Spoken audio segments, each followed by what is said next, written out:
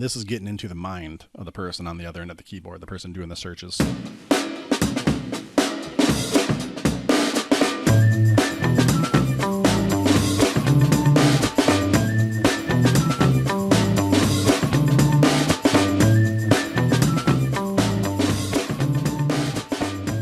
This is Local SEO Tactics, where each week we share tips and tricks to help you get found online and increase your business.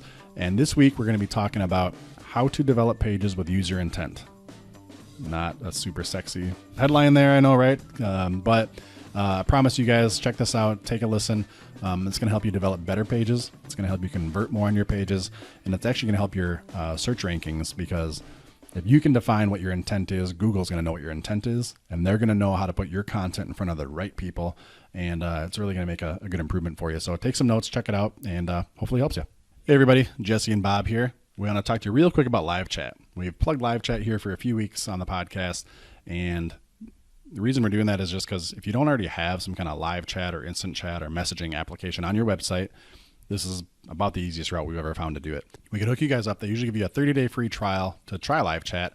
If you go to our link, intrix.com/live chat, you're going to get a 60-day free trial.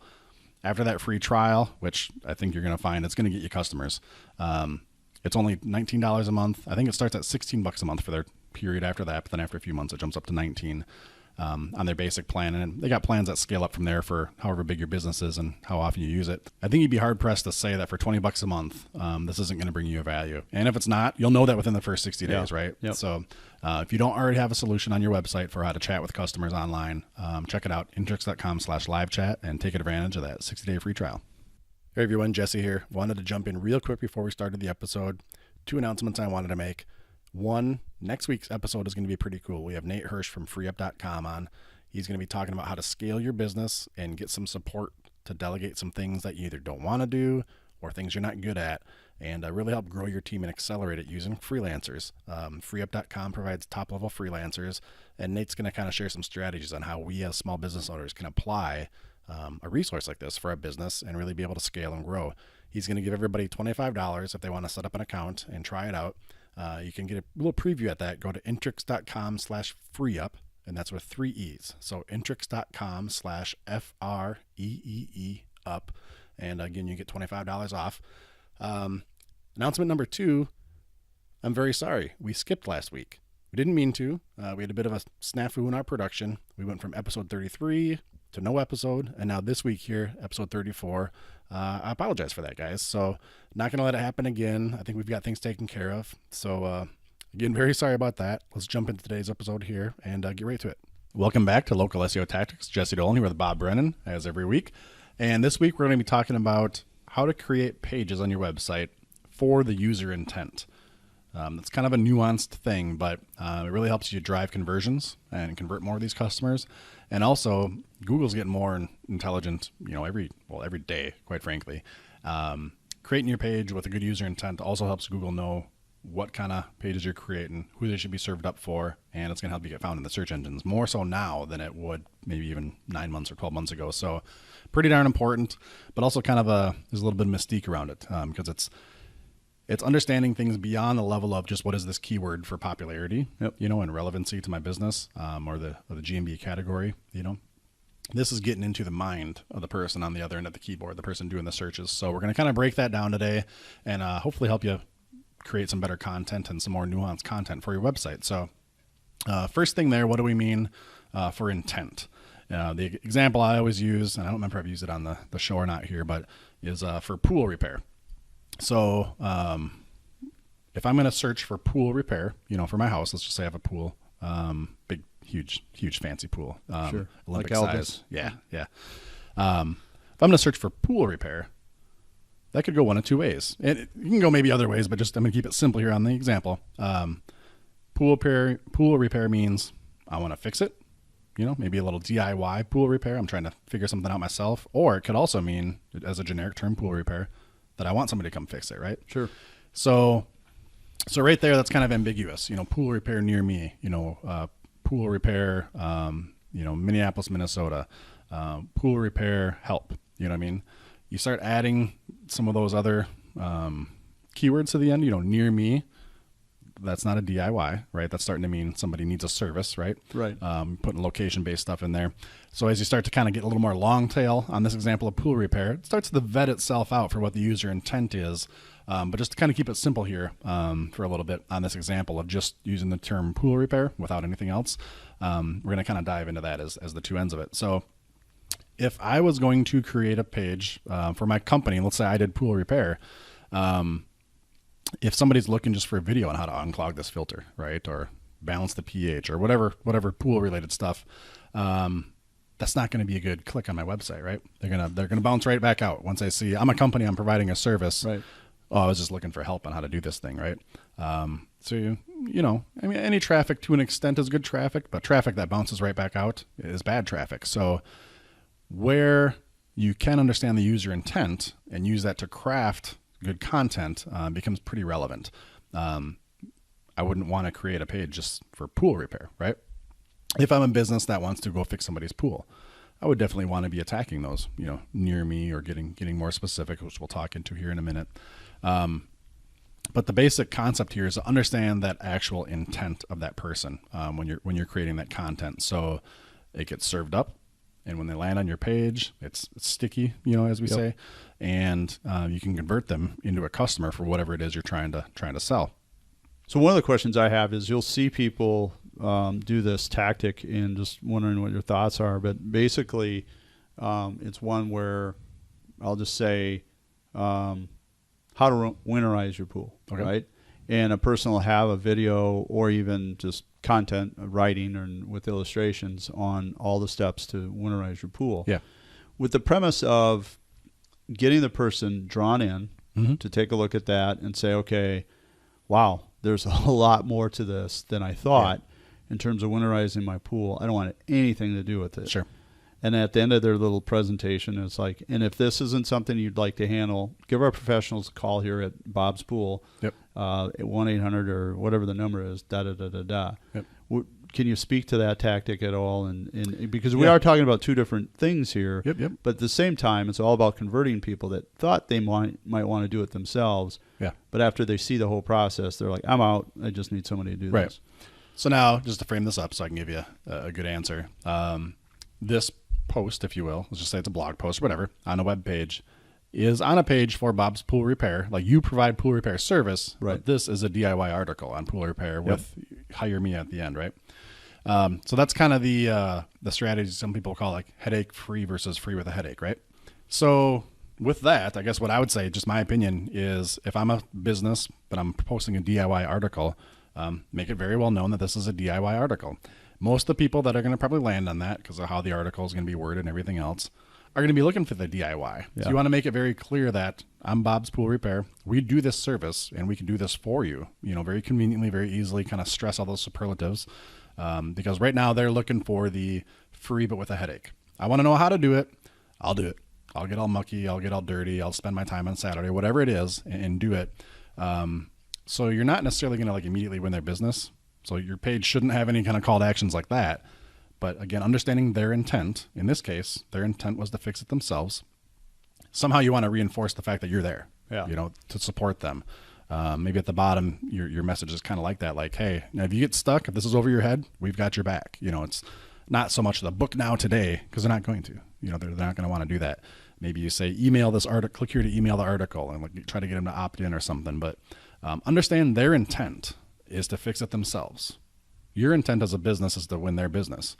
You got to find a way to kind of bridge that gap, give them some small wins and some small victories, you know, and lead them down that road, that strong call to action of book now. It ain't going to get any traction at the bottom of the page because that's not why they're on the page, right? Yeah, no, and we've heard the strawberry analogy. You know, if you ever pick strawberries, go out there and there's strawberries that are half ripe. There's strawberries that are ripe, ready to be picked. There's a big fat mama there sitting there, but it's not quite. Well, like you were saying, if you can deliver value, and if you can deliver a PDF on how to clean your pool, all they have to do is download it, and you get an email out of the deal. Yep, that's not bad, right? You know, type of deal. So, you know, getting what you can get, that makes sense. And we talked in another episode of category pages. down at the bottom of this page would be a great spot for a category page. More DIY articles. I'm assuming if you read this one article in your example, you have other articles too for DIY, because that's your strategy, is to attract people like that. So just kind of having them go through your website and trying to find ways more value. If you want us to email you, maybe you have a PDF of all of our DIY tips, but find a way to get their information. You're in this to make money, not just provide free resources to people. So you got to have some kind of a hook for them to engage. They're not going to call you and spend money with you today as the first thing, right? So you need some other little victory, and usually that's going to be a digital product. In the marketing world, it's 7 tips for this, more information on that, whatever. So that's the first thing I would say is make it very clear this is a DIY page. Make it very clear that you can help them with other ways, and make it very clear on how for them to kind of take that next step and engage with you. Explicitly having it not be to whatever your main call to action is, book an appointment or call us now or whatever, because that ain't gonna work. Now on the flip side of things, let's say you're in a business of not providing any DIY articles. You're still Bob's Pool Repair, but you're getting super annoyed when people call you up and be like, so I got this thing torn apart, and how do I get this flange out of there, whatever. If you're attracting people that think it's DIY type stuff, you got to try to find this user intent. Don't go after content. Maybe that could be construed as DIY, or again, if it's just like back to pool repair, make sure your landing page when they get you for pool repair is all about book now. Maybe put your rates up there, try to scare some people off if you don't want to mess with those kinds of people. But really the moral of the story is, again, really understand what they're searching for explicitly, and not so much what their keywords are, but what they're searching for. Was it an answer to a question? Was it help with something? Was it, to execute an emergency service? What are they searching for, and why are they searching? Pool repair versus interior decoration. There's definitely some different timelines there, maybe, for need and urgency and things like that. So really just taking a step back, like, here's my list of keywords and my G&B categories I want to attack, whatever. What are they searching for, and why are they searching for it? And making sure that the content you're putting on that page takes them to the path of some kind of revenue for you. You know what I mean?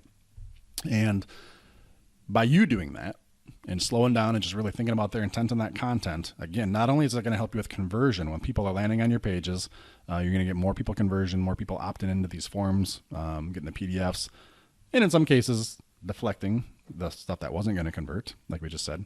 But you're also going to get better rankings on the search engines, because Google, part of the big shift with their AI and the machine learning for the Google algorithm updates has been to serve stuff up based on user intent. They're trying to predict if I did pool repair, and you did pool repair, if I have a history of DIY, videos and articles in my searches and my search profile for between me and Google, and you don't, you hire people, right? You're looking for emergency this and whatever that. More service centric. Yes. Google is going to give us different results on our searches, right? Because they know it all. They do know it all. They're listening right now too. That's right. So we hope they are listening, actually, so they can SEO this podcast episode. Exactly. But no, they are listening, and they understand our intent, and they know, how we differ and what we're searching for. The machine learning and the AI advancements they've been making, they're trying to serve up on searches that don't have clearly defined intent, like pool repair. Again, that can be very ambiguous. They'll decide what I meant for me. They'll decide what you meant for you. And the more, as SEOs and content writers and business owners and sales managers and whatever your title is, the more you can be specific on your page for what your intent is, it's clear to Google then. And they will serve me the page, that's the DIY. They'll serve you the page, that's the, call now for service type pages. And that'll help you then as that marketer to not get the traffic that you don't want. People will stay on your page longer, people will convert better and things like that. So it's kind of nuanced, and it seems kind of maybe a little abstract even, how to connect all those dots. But at the end of the day, be super defined. Again, why are they searching for it? What are they searching for? Get yourself into that context before you just slam out some content. Make sure that this can be understood as exactly what the intent is here for them. And then have your intent be on that page too. Again, call now, book an appointment, learn more, download this. Right. Don't be afraid to be extremely clear on that too. So one good tip for this to help convey that user intent, so you got to, when we talk about these pages, I mean, you got, 1,000, 2,000, 3,000, words on the page. You've got, maybe videos, articles, infographics, whatever it is. At the top of that page, above the fold, make sure you're clearly stating the intent of this page, right? If it's a DIY article, I would put in the big heading and title of the page, DIY pool repair, XYZ, whatever the exact, repair is. Make it very, very clear right on the front side to the users and to Google what this page is about. Don't bury the lead, right? Don't make them scroll down after you're talking about pool repair for a little bit. Be like, this is a DIY, here's the steps, and incorporate that into your title, into the very top of your website. Okay, well, let me ask you this question. Yeah. Where there might be a great opportunity here is, should I DIY my winterization of my pool? Yeah. You know what I mean? Sure. Or shouldn't I? Or, Yep. you know what I mean? Because I'm looking at winterizing my boat. Yep. And if you don't winterize your boat properly, as far as the engine, you can wreck the engine. Right. So, there's some strategy there as far as, working with that. Should I? I mean, the biggest question is, should you winterize your own pool? Right. And maybe it's easy. You just pull the plug and walk away. But if it's more complicated and you can literally do thousands of dollars worth of damage, obviously, how does that play into the content piece? Yeah. So right there, your intent is researching that decision, right? Right. So if I'm making a page for what you're talking about, I'm not creating this page to say that you should. I'm not creating this page to say that you shouldn't. I'm creating this page to help you decide that by giving you all the information, right? For that particular intent, the research intent, if you will, right? So, in this case, my title would be, should I winterize my own pool? Sure. Here's the 7 things you need to know that can get you in trouble, and the 3 things that might save you $2,000, like playing both sides of the coin, because in the research mode, that's what you are. You're pros and cons, both sides, and all that. So for that search term, which is where all this comes back from too, just to circle this all back, this is all about taking a search term, writing a piece of content for that to be found for that term. So you got to analyze, again, what are they searching for? Why are they searching for it? In your case, you're doing research on if you should winterize this pool or not. And that's the context of what this page would be. So, does that answer your question? Hopefully? Yep. Okay. Yep. That makes total sense. So I think that about does it for this one. We could definitely get a little bit deeper and even, more nuanced in this, but just to keep it kind of short and kind of light, something you guys can take action on for this week. I think that pretty much wraps up the episode here. If you guys have deeper questions on this, you can always reach out to us in person. We're willing to talk about anything to dive deeper and to help you out. Like the question you just gave about what if I'm researching or whatever. Yep. If you guys out there listen and have some questions like that, and gals listen and have some questions like that, let us know. You can reach us at intrix.com/show. Just fill out the quick form. Let us know what's on your mind. Maybe we'll address it again in another podcast, or we'll just hit you back directly in email and communicate and help hash out the problem. That's what we're here for too, is to help you guys out. So intrix.com/show for that. If you want to leave us a review, which we absolutely love, and we try to read one each week, as long as we get them, we're going to keep reading them. You can go to intrix.com/iTunes. If you like what we're doing, you like this, it's bringing some value, we want to know that. This is why we do this, is to help everybody out there. So really appreciate that. Intrix.com/iTunes. And I'll read our 5-star review of the week that we got here this week. It's from HRU Stick, and it's 5-star review, business savvy info. Goes on to say, I like the easy to follow SEO info for business. Great job. Thank you. Yeah. Thanks, HR. Short and sweet. That's what we're trying to do, is break it down each week and just make it digestible. So again, we'd love to hear from you guys. Intrix.com/iTunes. You got anything else you want to add, Bob? Nope. All right. I think that wraps up for this week. Thanks for tuning in, guys, and take care.